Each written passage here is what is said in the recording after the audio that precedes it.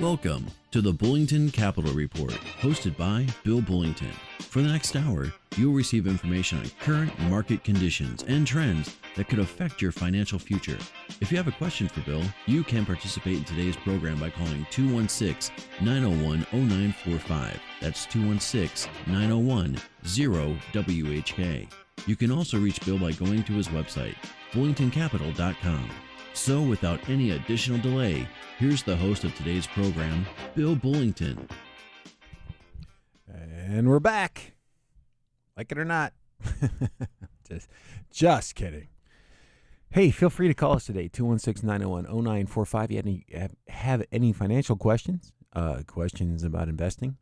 If you go to my website, I'll start off by saying next Saturday morning, 8:30, Corporate College, Eastside 4400 Richmond Road, Warrensville Heights, right near 271 Harvard, right where Eaton's got that huge headquarters over there. Just down the street from it, actually, is a Corporate College East. We're doing a workshop in the morning, and it's how to generate more income from your investments. That's what we're going to be talking about. 31 tickets left, 31 spaces left, rather. So they'll be going pretty quickly this week, I would imagine. And, hey, 31's a good number. It's the opposite of 13. That's actually why I wore that number in Pee Wee football all the way through high school and big part of my college career. So that I used to like that number. Anyway, not that it matters. We're going to be talking about how to generate income from some slightly untraditional ways from your investments, and using dividend-paying stocks for a large portion of it, but not in the way that you might think. So I'm going to save that little surprise for the workshop. Feel free to go online and sign up, or you can call us, 330-664-0700. Make a reservation that way. Seating is limited. So, and we're also doing a little continental breakfast there. They do a great job. The facility actually built a kitchen there. It was taken over. I forgot how long ago it is now. But since then, they've got 4- and 5-star chefs there. So they make some Vitamix shakes there, smoothies for the breakfast portion of the meeting. They just get there a little early. That's all I have to say, because that stuff goes fast. Anyway, I was looking over some of the material that I wanted to talk about. A lot of important things going on. Big important thing that I've seen recently, some of the categories in the stock market that have performed the worst over the past year have now started to outperform some of those that were ahead in the past 12 months, particularly emerging market and small cap. When those two categories start to run, we are due, by the way. We're due for a big move in stocks in an upward fashion. I know most of you are scared, and I know you're watching elections. Election years are generally pretty good. So are the 1 or 2 years following the election. So if you're looking at elections as a history, then this is probably a pretty good time. When you're looking at what's happening in the markets, the fact that emerging markets and small cap stocks are starting to outperform, that's a good sign. That doesn't mean that it can't change tomorrow, because it can. Okay? But right now, all other things being equal, that's a very good sign. So if your strategies are designed to pick up on that, then I think that there's a pretty good chance that we have a pretty good run from August, September. By the way, August and September are typically two of the worst months of the year for the stock market. But you wouldn't be able to tell that by this year. So that's one of the reasons you shouldn't try to make things. You need to make things as simple as you can, but you can't just eliminate everything and say, okay, on this date this happens. That just doesn't work. Market doesn't run by calendar. In fact, if it did, this year would be horrendous, because it was the worst start to a year, one of the worst starts in the history of the stock market. So you got to be careful when you're looking at that kind of stuff. But what I take from what happened in the first part of the year, you had the big correction, small mid-cap stocks down 25% from their peak. Nobody was talking about that, incidentally. The money all flowed into the large caps, the names people recognize that they like, that they know aren't going away tomorrow. big solid financial balance sheets, and they actually went up a little bit, have been kind of stuck in a sideways mode. Most stocks have been stuck in a sideways mode for a couple of years now. S&P's not a whole lot higher than it was in 2014. So, and you look at the Russell 3000, same thing. Russell 1000, same thing. Russell 2000, slightly lower. Slightly lower than its peak. So it's been making people very uneasy, not seeing a lot of growth. And boy, if you pulled out, after Brexit, you're kind of sorry right now because, you suffered that loss and now the market's back up. That's one of the reasons that you don't want to do that. And all these things, we talk about this at every seminar, and I'll continue to talk about it because it's very difficult to deal with. It's easy to say what you should do when you're investing. That's easy. The hard part is doing it, taking the time to do it, spending enough time so that you're not panicking when you're doing it. That's kind of a key. I don't hear anybody speaking about that. I don't hear anybody writing about it or read anybody writing about it in the Wall Street Journal or Barron's or Forbes or Fortune. But you have to spend some time with your investments to become very familiar with how they operate so that you don't panic when the market goes awry. And it happens frequently. The market goes awry frequently. It's not infrequently.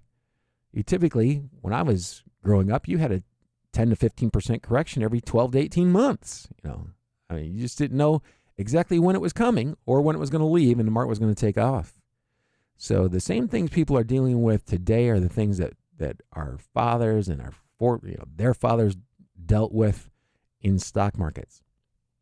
In stock markets right now, I'm telling you what, if you don't have a fairly large portion of your assets allocated to stocks in some way, shape, or form, you're probably not going to make much money for the next 10 years. I remember back in 2008 when I said interest rates are not going up and potentially going down at least for the next 5 years. The hate mail was pretty funny, actually. Yeah, I've learned to laugh at that kind of stuff. But people were upset. I wasn't telling them what they wanted to hear. And guess what? Here we are in 2016. So back then I said minimally 5 years, and now here we are. Now I'm telling you that it's minimally 10 years. We still have not taken the steps necessary, and we haven't begun taking the steps necessary to allow us to be able to raise interest rates in this country or any other country around the world, for that matter. Everybody's kicking the can down the road, dragging their feet, whatever you want to call it. They're not taking the steps necessary to be able to raise interest rates. And right now, that's not a viable solution for any government around the world. And maybe at some point in time, things are going to change. Maybe you have exceptional growth in the worldwide economy somehow, some way, some shape or form. And a lot of people don't believe that. I'm not in that camp. I think the best days are ahead of us, and I think these days are better than the past. I don't think the good old days were not good old days. People that are remembering the good old days as good old days are probably in an Alzheimer's unit. I'm just kidding. These are the good old days. Our lives are so much easier. They are so much simpler than our parents and the parents before them. It's mind-boggling. They wouldn't believe, by the way, that you could have a phone that you could actually have a video conference on. They didn't believe that back in 1996 when I was telling people about this new company I'd heard about called Qualcomm. I used to get a lot of flack over because the stock stuck in a sideways range for a couple of years. Why did it do that? And the range, by the way, was 40%. It wasn't a small range. It's a stock. Why does it do that? Because it's a stock. And anyway, make a long story short, we've got our best days as a country, our best days as a world are ahead of us, not behind us. And yeah, are there risks? Sure there are. There are always risks, but there always have been. That's not going to change. And what really encourages me is how the Fed and how the federal government and how other governments around the world are slowly adopting the ideologies that have been put in practice that they've seen. America, they call it the grand experiment. And it's much grander than they thought it was going to be. It's worked incredibly well. They're beginning to do a lot of those same things. And we take a lot of our, the things that we do in this country right. They were actually learned before. They weren't invented here.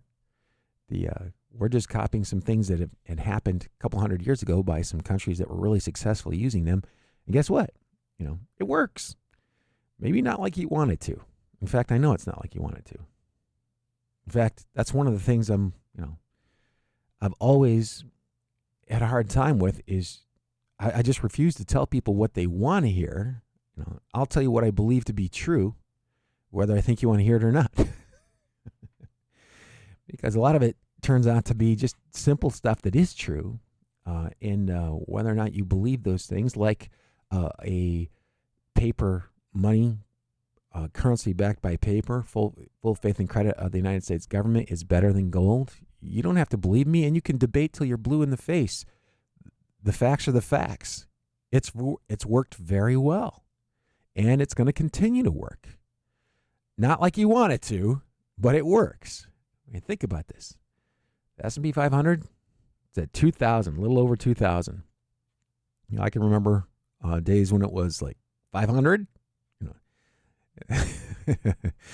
Was literally 500. The S&P 500 was 500 at one point in time, and that was a long time ago. And when you factor in all the dividends that have been kicked out over the years, and the appreciation that's occurred alongside that, never mind the fact that we had a big crash, 1987. That was actually when I first started thinking about coming into this business. How'd you like that as your entree into the financial services business? A 20% one-day drop. By the way, the market was already down 15%, or the S&P was already down 15% before that big drop. So from peak to trough, you're looking at like a 36, 37%. Sound familiar? A couple of years later, a bunch of big banks went belly up because they'd made a bunch of bad real estate loans. Sound familiar? A few years after that, Greenspan raises interest rates 6 times in 18 months. Sound familiar? Okay. You don't know what that is? Then believe me, hang around long enough, you'll see all this stuff again. And despite all that, then we go into 1998. NASDAQ crashed 20% in a month. Then the S&P crashed 22% in 6 weeks because Russia decided to default on their debt. By the way, that's what happens when you default on your debt. And Russia's not one of the major economies in the world. So when you're starting to think about presidential candidates and somebody says they wouldn't hesitate to default on their debt, you might want to think twice about who you vote for. That's all I'm saying. Just think about it. Yeah. Anyway, market recovered that time in a quarter. That's pretty wild. Year 2000, you have the internet bubble popping. S&P 500 drops 55%. More of your value-oriented funds actually went up that year and over the next 2 years while the S&P continued to drop. Okay. Then you come up to the last little escapade that we had. Started in 2007, ended in 2009. That was a doozy. Another 50% drop in the S&P, and that included just almost everybody. So that was very interesting.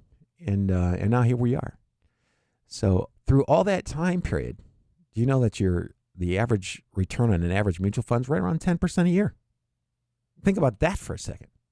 Especially in an interest rate environment that's 1% and likely to stay there for at least 10 years. What would you rather have? I got to take a quick phone call. And by the way, if you'd like to call us, 216-901-0945, 216-901-0945. And I'm going to go to Larry. You have a question regarding oil markets? Yeah, hello. How are you this fine day? I'm doing pretty good. It's good. I want to know your opinion. I know the oil market. It's been, I see the oil prices have been hanging around in the 40s, up a little bit. Do you think it's going to get a spurt? At one time, people were talking about it going up to 70 again, the price of oil. But it seems to be hanging around in the 40s for a long time, not going up or down. Yeah, people ask those kinds of questions all the time.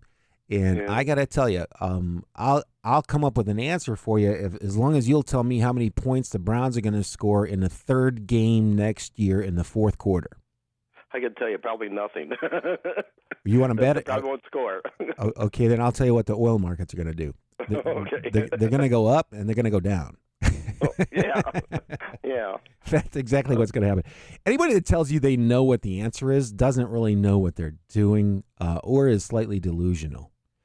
Because that's one of those things. There are just too many factors involved, too many countries, too many potential suppliers, too many buyers to really be able to know exactly what's going to happen. And if anybody could do that, all I would have to do was buy an out-of-the-money put or a call on a futures contract for oil, and I could retire tomorrow.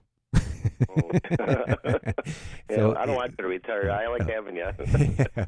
Well, that's what I'm saying. That's how difficult it is to predict that. And, it would be nice, and I would like to be able to do that. And you'll find all kinds of internet sites that'll tell you that they can do it. And if they could actually do that, they wouldn't be advertising it, by the way. They would be keeping that to themselves and making all that money. So they're making money by getting the customers. Sure. Yeah, that's how it goes. So that's a really, really, really difficult thing to try to calculate. And Energy Information Agency, there are tons of companies. And don't bet for a second that BP and Shell and all the other big oil manufacturers don't have staffs of people that are working on that all day, every day. I believe it. Yeah, it's part of what they do. So my point is it's really not worth worrying about. We've seen oil prices soar. We've seen them plunge. And if you think about what I was talking about just before I picked up your phone call, the stock market's averaged roughly 9-10% a year throughout most of those time periods. That's an average, by the way. So and it's gone down a lot, but it's also gone up a lot. Now, that's one of the things I want to bring up at my seminar. So I did this research for a little ebook I'm almost done with. And in fact, by the time the seminar is there, I will have it done, at least the first copy of it, first draft of it. And the research goes and shows my high dividend model. And it shows 2006 through 2016. So I started near the peak of the housing bubble using my high dividend model. And each quarter I show the stocks that you would have picked using that methodology. It's pretty easy. And in fact, I'm going to publish in the book exactly how I did it. So there's nothing hidden. You get to see the whole thing. I want people to see the whole thing. And I want them to look at what happens each quarter and the names that come up in those portfolios, because it is eye-opening. Despite you had a crash in oil prices, the housing crashed, when you look at the recovery and how quickly that came about, it's just going to help you relax. And then you won't really ask questions like, what is oil going to do? Because you don't really care. because you've been there before. But hey, I have to take a real quick commercial break. You want to hang on? Okay. No, I got to. Yeah, I want you to have a nice weekend. Okay. All right. Well, thanks. You too. Have fun. You're listening to Bill Bullington right here on 1420 The Answer. I'll be back after these commercial messages.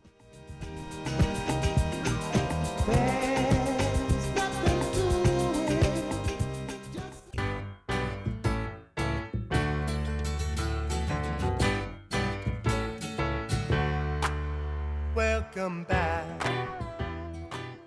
Wow. Theme song from Welcome Back, Kotter. Remember that show? Where John Travolta got his big start. That is hilarious. Anyway, so feel free to call 216-901-0945. Got a workshop coming up next Saturday morning. Just go to my website to find out more about it. I'm also going to be showing something there that I think is really interesting.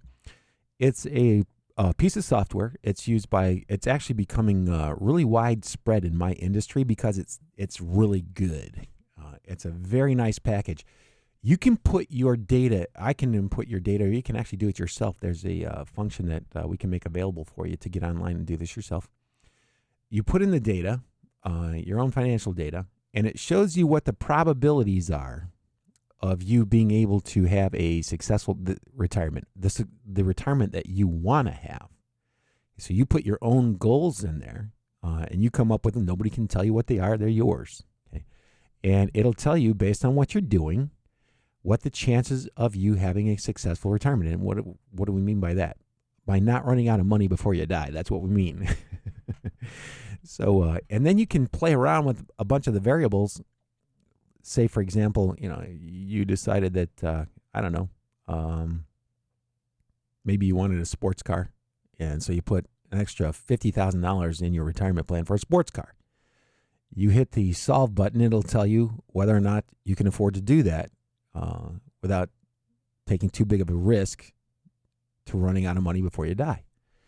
And you can dream up anything you want, and you can run a model for that. So I want to show that software because I think it's really interesting. Younger people, what kind of lifestyle do you want to have? What are you doing now? How might that work out for you in the future? You put it in, and it'll calculate. It does what they call Monte Carlo simulation, but it shows you a gauge. What are the probabilities that you're going to be successful doing what you want to do?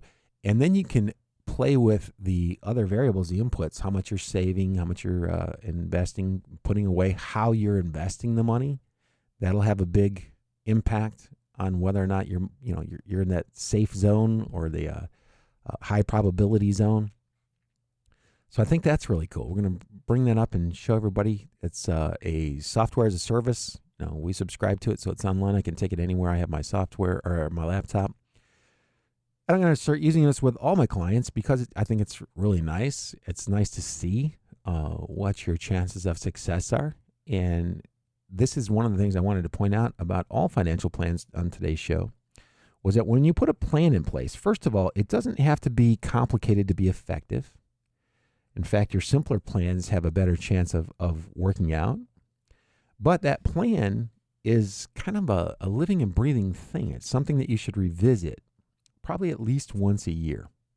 So you take a look once a year. And this is one of the reasons I decided to subscribe to this software as a service, because it's going to keep you up to date, can keep us both on the same page. As a client, we're going to go in and update this for you. You're going to be able to have internet access to it. You'll be able to make some of the changes to see how it affects the potential outcome yourself. And then you can decide whether or not you want to share that with us or not. You don't really have to. It's not required. But I think it's a really good service to provide. It's, again, something that you go back to. If something happens in your life, financially, good or bad, you can go ahead and make adjustments. And that's what planning's really all about. You want to set some goals, some basic goals, but you don't want to be too rigid because markets in life are not that easily planned out. So you need to go back and just review every once in a while to make sure that you're on track. You're doing the things that you should be doing. Your investments are performing the way you think they might. You might need to tweak them a little bit, but just basically having a basic plan that you come back to and review every once in a while. It doesn't have to be complicated. And I think that's one of the areas in my industry in particular that really discourages a lot of people from doing these plans. They're way too complicated. You can make the plan as simple or as complicated as you want. I like this simpler version. I know some people like the more complicated ones. Great, no problem. This software, you can accommodate anything, from the super simple like mine. Mine is super simple. I know exactly the lifestyle I'd like to lead, and guess what? I only have to put a certain amount of money away each month to reach that goal, and if I don't make it, I've got enough insurance to make it for me anyway. So people behind won't be hurting. So how cool is that? If you're really looking at every detail of everything that you are planning for, we'll help you. If you want to go in more detail than that, that's how I like to do it. Set up the dollar amount goal, look at it every once in a while, and I can tell you, my plan over the years, the actual end goal has not changed at all. How I'm going to get there, that's changed quite a bit. My industry is not the same industry it was 10 years ago. The things I'm doing today, not what they were 10 years ago. Had to change, and actually the change has been for the better. So anyway, just a simple comment there. Have a plan. Try to know what the plan is. Most people don't, incidentally. And I know really, really super successful people that have no plan whatsoever. They've never actually sat down and thought about, okay, what would it take for me to be able to live off of my investments in the lifestyle that I would like to have. They don't define that. Okay? And they're really successful people.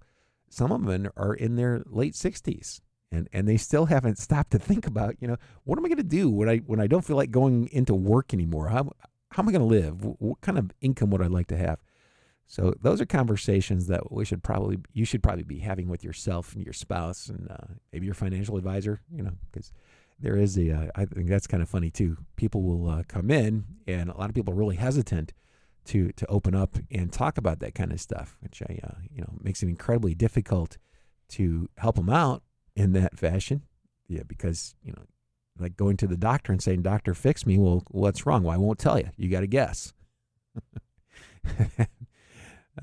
Anyway, so other thing that we'll be talking about at the workshop, I'm going to show you that software. And incidentally, it is really cool. The cool part about it is the interface that you see, the end results, it's a gauge. It shows you a gauge. They're simple, and it's got sliders, so you can move the, I don't know if you know what a slider is or not, but anyway, a slider is a thing that you can click on with your mouse and drag it, and it'll change the number. You stop whenever it gets to the number that you want to see, and then it'll recalculate the probabilities for you. And I just think it's awesome. It shows you an awful lot of stuff. Tells you what the average person in retirement spends on medical care in retirement, and it takes that into account on the plan. The plan actually takes into account the medical expenses across the country that the average person, your age and your gender, would be spending in their retirement. And it takes that into the plan. Now, you can eliminate that, by the way, if you want to. This thing is super flexible. In fact, you can do anything you want. Not that you should, but you can do anything you want. And so I'm really excited about that. And in fact, I just got back last week, or was it a week before last. We're in Denver, Colorado, learning how to use it. So it's intense for us, but to make it simple for you. And one of the other things that we do at Bullington Capital. So if you're a client, you're listening to this show, and I haven't talked about it yet because I haven't written about it yet. I haven't sent any emails out. We will. We've been gearing up, and we've been talking with the people that just by chance happened to call us in the past couple days and said, "Hey, we're doing something new, and we would like for you to participate. If you'd like to do that, then great. We're going to set it up for you." So we've already started that process. So if you haven't heard from us yet, you will be, and a service that we're going to provide to everybody, because I think that's incredibly important. And we're not going to try and force anybody to do anything. We don't work that way at Bullington Capital.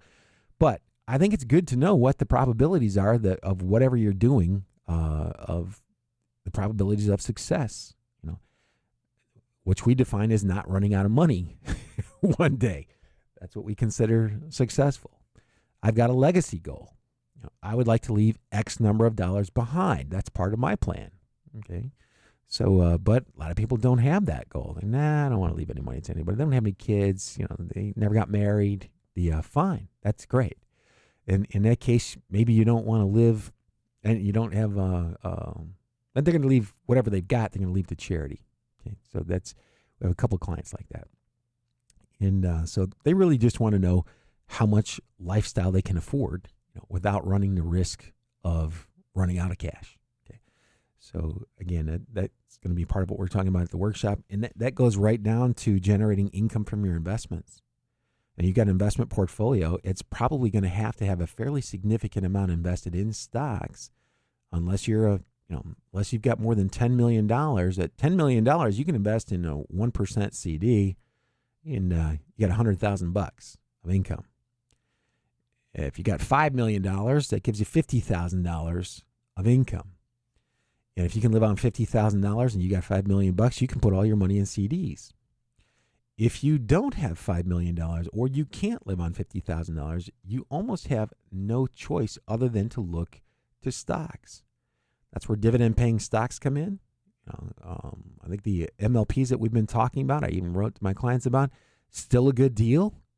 They haven't recovered completely from what they were down by, but if you're reinvesting your dividends, you are really close. In fact, you only need another 15% or so. plus the dividend yield that you're getting, and you'll be right back. You'll have all your money back. Think about that for a second. Sweet. That was a 50% drop. You're close. And I got to believe going forward that it's going to be pretty good. We had a caller ask about oil prices earlier, so I was thinking about that on the way in to the station. It's impossible to know what oil prices are going to do over the next 6 to 12 months. And if you do, call me. I'll show you how to get rich on that. But you got to be right. You got to be exactly right to do that. That's why I tend not to do that. But I don't think this oil cycle is dead yet. I think there is a good chance you probably see oil prices at some point in time. Don't know when. Don't think it's going to be real soon, but I could be wrong. But I think they'll go back up to $75 a barrel at some point in time. They could go to 100. No sweat. You could have oil prices right back up to $100 a barrel, be paying $4, $50, or $5 this time for a gallon of gasoline. I think that's a possibility. I don't think it's a highly probable event anytime real soon. Which brings me to my next point. And we're talking about generating more income from your investments at the workshop coming up on Saturday.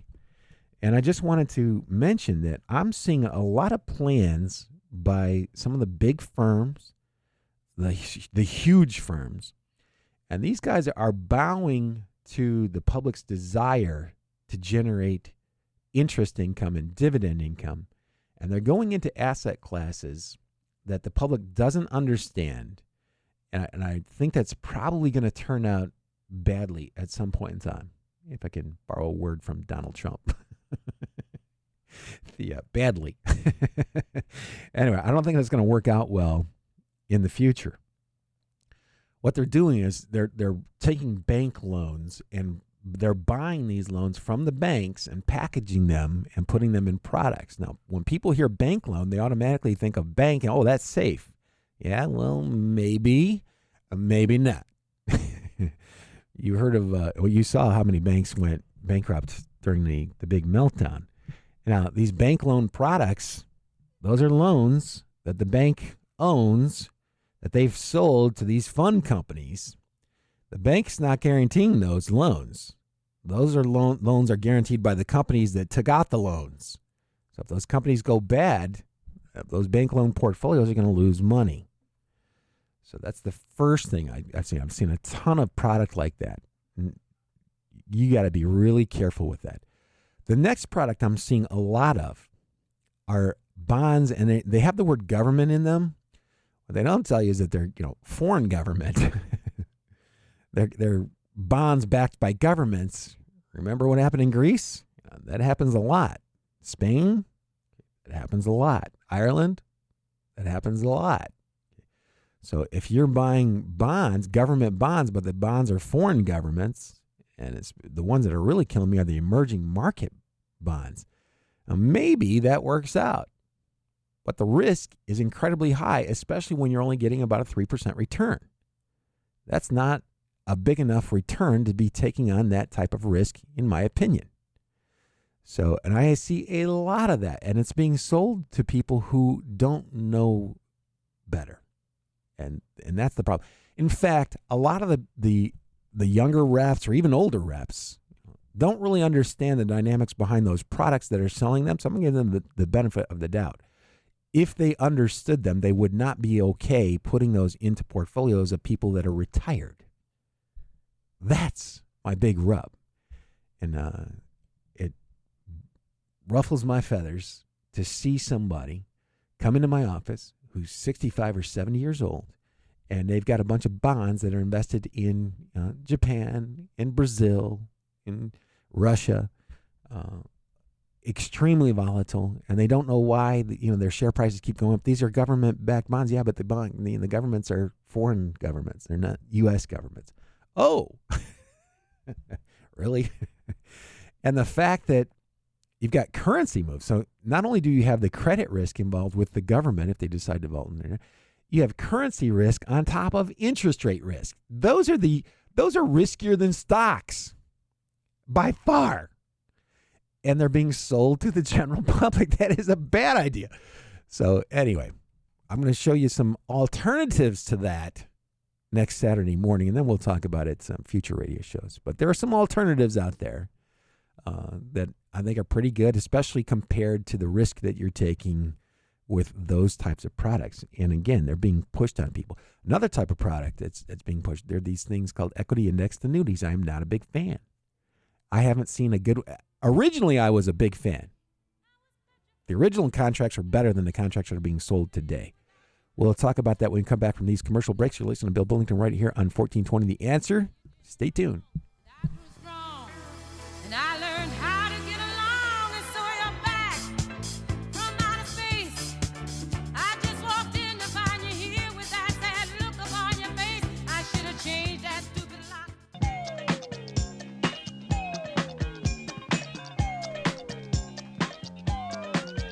I'm glad you're home. Wow, does that song bring back memories?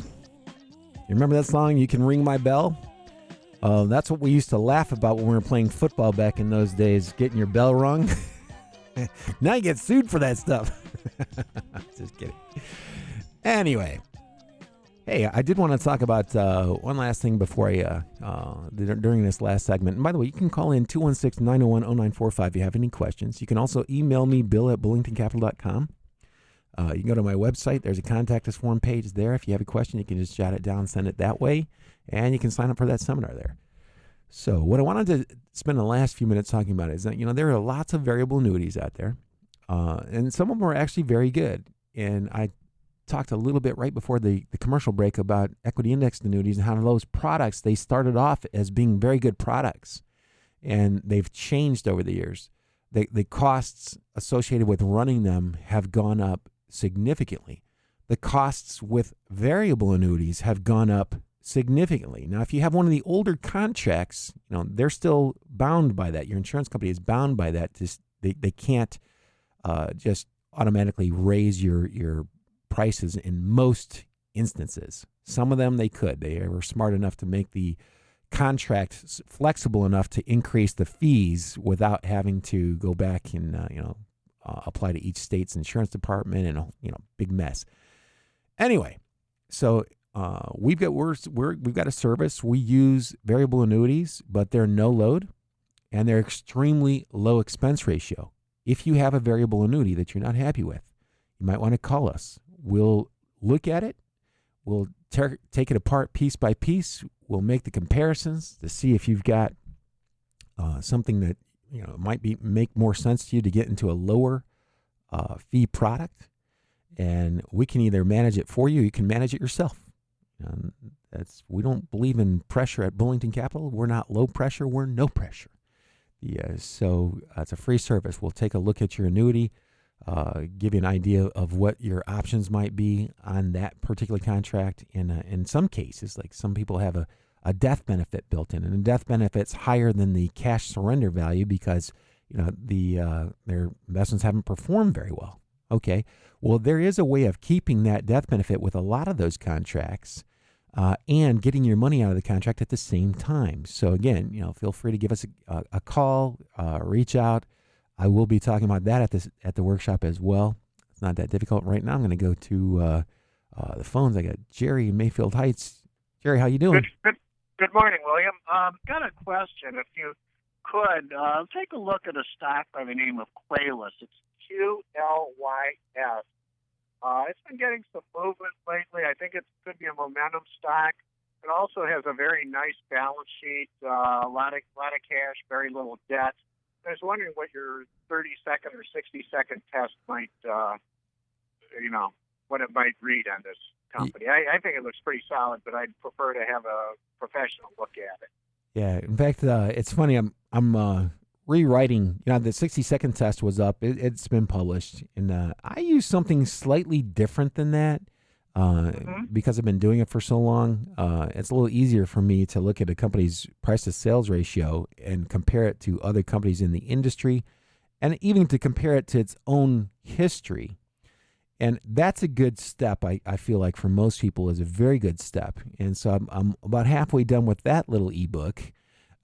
You can just do it very quickly. And that's what I'm going to do right now. I'm going to pull it up on Y Charts. And I'm concerned about its price-earnings ratio, but you say you look at the price to sales. yeah, see, there are roughly 8,000 pages of generally accepted accounting principles, which gives them an awful lot of leeway to be able to manipulate a lot of things. And I'll tell you, earnings, in my opinion, earnings are an opinion. And when you've been doing this as long as I have, you'll know exactly what I mean by that. And if you haven't been doing this that long, well, don't worry about it. Okay. So I look at Quaylist. The revenue is $181 million past 12 months. The market value of the stock is $1.1 billion. Okay. So you're looking at more than 5 times. And I will tell you, Jerry, that is not cheap. That is not a cheap price. You're paying $5 for every dollar's worth of sales. Actually, you're paying more than $5 because it's $181 million. So you're paying over $5 for every dollar's worth of sales. The average stock in the S&P 500 you're only paying $2 for every dollar's worth of sales. What would you rather pay, $2 or $5? Of course. Yeah, but that doesn't mean that this is necessarily bad. It's probably, I'm thinking, I think you called before. This is a software company. It looks like it's security and compliance solutions. Profit margins can be significantly higher in those types of companies. When I look at the past 12 months, the profit margin on this one was only 7.3%. That's not a huge profit margin. Their gross profit margin is 80%. That's more like it.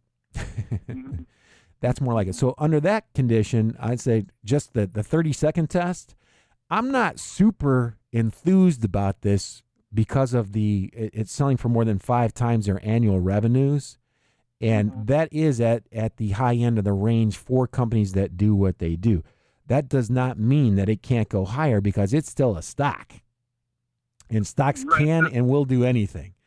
And if I were trading it, I would put a really tight stop on it, somewhere 10% off of my buy price, and then I would trail the stop at the low of the last month.